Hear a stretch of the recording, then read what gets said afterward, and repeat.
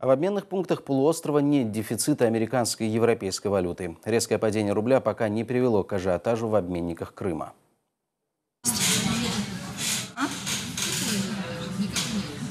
Я не покупаю доллары, как-то меня это нет, вообще не покупаю. Почему? Ну, в принципе, не нужны, как рубли. Вот.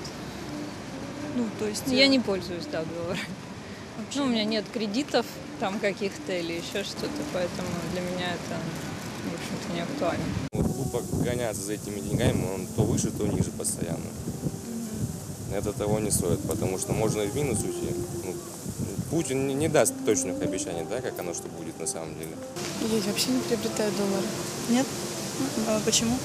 Мне как бы рубли вполне устраивают. Я верю в рубль и не приобретаю доллары. Приобретать? Не собираемся. Почему? Да, у нас нет как-то сбережений.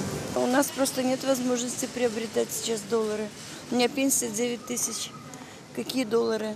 Нет, этих рублей мне хватает только на самое-самое необходимое, на квартплату и на необходимую еду. Без всяких излишеств.